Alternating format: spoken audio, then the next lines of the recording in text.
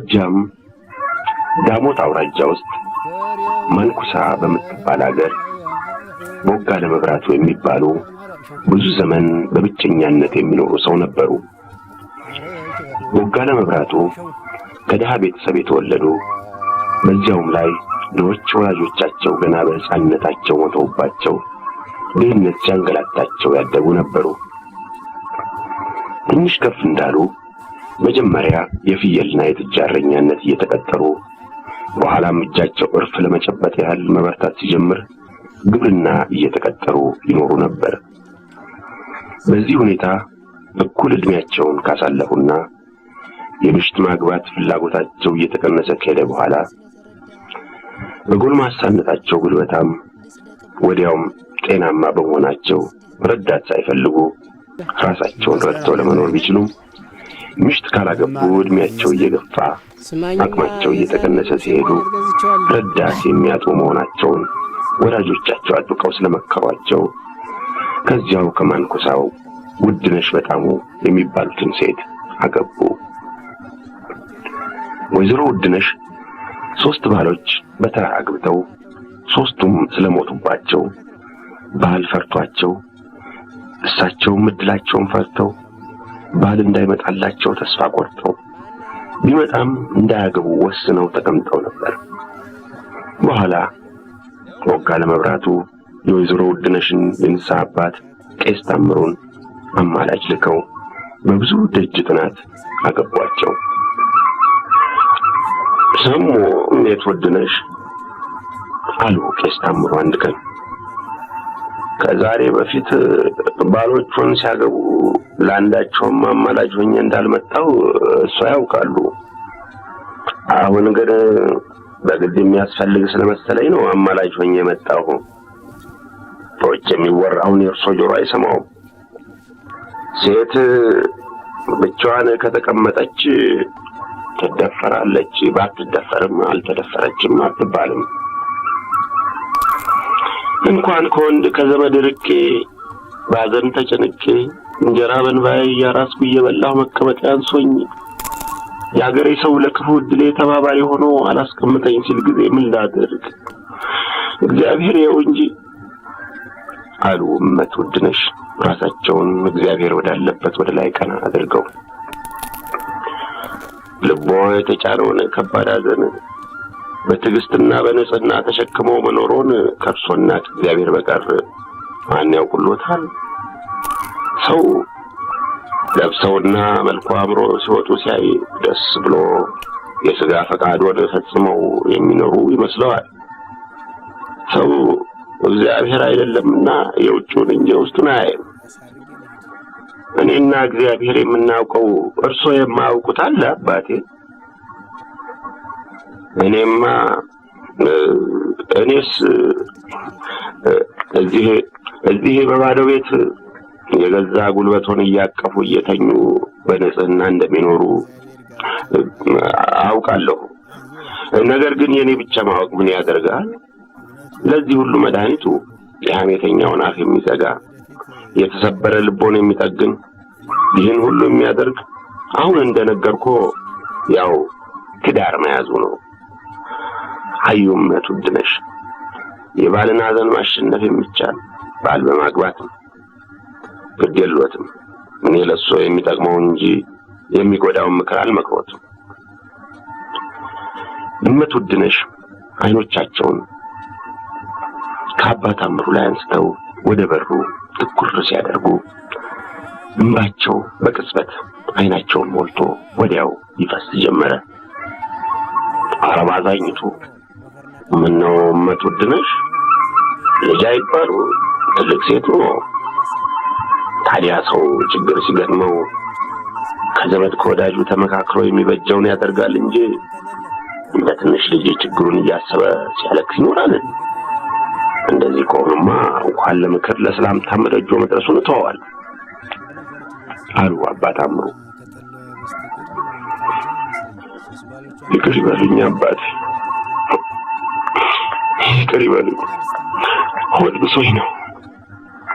በጎደሎ ሌሊት የተፈጠርኩ ዕድለ ክፉ በመሆኔ ነው እንጂ እሱን እንዲርቁኝ እሱን እንዳይመክሩኝ አይደለም ማለቅስ እንኳን ለስጋዬ ለነፍሴስ ባላደራው እሱ አይደለም አባቴ ሌላ ማን አለኝ አሉ እንባቸውን በእጅጋቸው እየጠረጉ። የኃላፊነቴ ከብዶኝማ ነው በየቀኑ እየመጣሁ የምጨቀጭቀው። ወዲያውም እድሎን ማማረር አይገባም። ሰው ገና ሲወለድ እድሜው ከእግዚአብሔር ተሰፍሮ የሚሰጠው ስለሆነ እነዚያ ሰዎች እሱን ቢያገቡም ባያገቡም ከእግዚአብሔር የተወሰነላቸው እድሜ ሲያልቅ መሞታቸው አይቀርም ነበር። ስለዚህ የሰው አፍ እየሰሙ እግዚአብሔርንም እድሎንም ማማረር አይገባዎትም። እሱስ እውነት ነው። ብቻ የሰው መላስ ከሳት የበለጠ ያቃጥላል።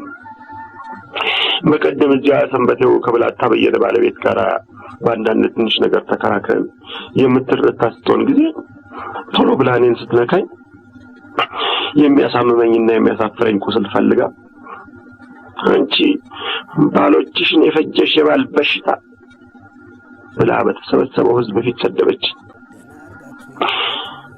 አሉና እሜት ውድነሽ ያን ዕለት ሰው ሁሉ እሳቸውን እያየ ሳቆና ሽሞጠጦ ታያቸውና እንደገና እንባቸው ባይናቸው ቸርፈፍ አለ። እንግዲህ ገዝቶታለሁ፣ አዛኝቱን ገዝቶታለሁ። እንዲህ ያለውን ነገር እግዚአብሔር አይወደውም አሉ አባ ታምሩ። የእመት ውድነሽ አይን እንደገና እንባ ሲሞላ ስላዩ እንደመቆጣት ብለው ጭራቸውን ከቀኝ ወደ ግራ ሽው አደረጉና የአይን ጅማቴን መከፋት አላልቶትም ባላቆም ብሎ ነው እንጂ ለማልቀስ ፈልጌ አይምሰሉ። እባክዎ ይቅር ይበሉኝ አባቴ አሉ እመት ውድነሽ እንደገና አይናቸውን እየጠረጉ። ለዚህ ሁሉ መድኃኒቱ ይሄ ስነግሮ የሰነበቱት ነው። እኒህን ሰው ያግቡ። ከዚህ የተሻለ ምክር አልመክሮትም። ይሞት እንደሆነስ እኔስ መቼም ሳፍር ስሰቃይ ኖረኝ እንዳልፍ ፈርዶብኛል። በሱ ላይ ለምን የሞት ፍርድ ተስፈረደበት? ወይ የማንኩ ሰው አባቴ እንዴት አድርጌ ልንገሮ? ሰው እግዚአብሔር የወሰነለት እድሜ ካላለቀ አይሞትም። መጽሐፉ የሚለው ይሄ ነው ብዬ አልነገርኩትም? መጽሐፉ ባል የሚሞትባት ሴት እስከ ስንት ጊዜ እንድታገባ ይፈቅዳል? ይህን ጊዜ አባ ታምሩ ሰምተውት የማያውቁት ጥያቄ ስለመጣባቸው ሐሳባቸው እንደመሸበር ግንባራቸው ትንሽ እንደመውዛት አለና ወዲያው ጭራቸውን ዘቅዝቀው አገጫቸውን በጭራው ቀንድ ደገፍ አድርገው አይኖቻቸውን ወደ ጣራው ትኩር አደረጉ። መልሱ ጣራው ላይ እንደተጻፈ ሁሉ እንዲህ አንጋጠው ትንሽ ከቆዩ በኋላ ቀስ አድርገው የጭራውን ቀንድ ካገጫቸው ስራ አስወገዱና አይኖቻቸውን ወደ እመት ውድነሽ መለስ አድርገው መጽሐፉ አይወስንም፣ እንግዲህ ካልወሰነ ከአራተኛ በላይ እንኳን አስረኛ እንኳን ለማግባት ትችላለች ማለት ነው አሉ አባ ታምሩ አፋቸው እየፈራ። አስረኛ አሉ እመት ውድነሽ አይናቸውን በጥፍ ካፎቱ አውጥተው። አይ 10 ስልኮ አለመወሰኑን ለማስረዳት የተናገርኩት ያነጋገር ዘዴ ነው። ይሄ መጽሐፉ በተጻፈበት ጊዜም ቢሆን ወይም ከዚያ ወዲህ 9 ባሎች ሞተውባት 10ኛ ያገባች ኖር አይደለም። ወደፊትም እንዲህ ያለ እንደማይደርስ የታወቀ ነው። ብቻ እንዲህ ያለ ነገር ቢደርስ መጽሐፉ አይከለክልም ለማለት ነው። ነገር ግን ይህ ለሌላ ሰው የሚነገር አይደለም። አደራው እንደው በእሱና በእኔ መካከል የሚቀር ነው አሉ አባ ታምሩ ፊታቸውን ኮስተር አድርገው። ለወይዘሮ ውድነሽ የተናገሩት እውነት መሆኑን ራሳቸውም እርግጠኛ ስላልነበሩ ሰክተው፣ ምን ነው አባቴ በእኔና በእሱ መካከል የሚነገር ሁሉ ቁርባን መሆኑ ቀረ? አይ እንዲያው ማስጠንቀቅ አይከፋም ብዬ ነው። እሱስ ይሁን ግድ የለም። እንዲያው እስቲ አንድ ነገር ልጠይቁ አባቴ። መቼም ከተነጋገርነው ሁሉ አይበልጥም። መጀመሪያ ይህን ነገር ሲያነሱልኝ ጀምሮ እስከ ዛሬ ሐሳቤን የሚከነክነውና ልረዳው ያልቻልኩ አሉና እመትወድልሽ ትንሽ እንደማፈር ብለው አፋቸው ሲፈራ አዩና አባ ታምሩ ሐሳቡን የከለከለው ምንድነው አሉ። አያ ቦጋለ የደረሰብኝንና ሰው የሚለውን ሁሉ እዚህ ተቀምጦ እያወቀ ላግባ ብሎ መጠየቁ ማዘኔን ስለተረዳ ደስ ላሰኛት ልስለቅባት ብሎ ነው ወይስ ምንድነው? አይደለም፣ ደስ አሰኝቻት ደስ ታሰኘኛለች ብለው ነው እንጂ ልስለቅባት ብለው አይደለም አሉ አባ ታምሩ። እንዴት?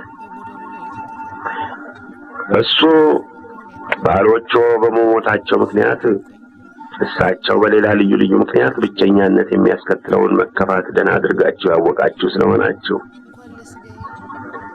ሁለታችሁ ብትገናኙ ተስማምታችሁ እንደምትኖሩ በማመን ነው።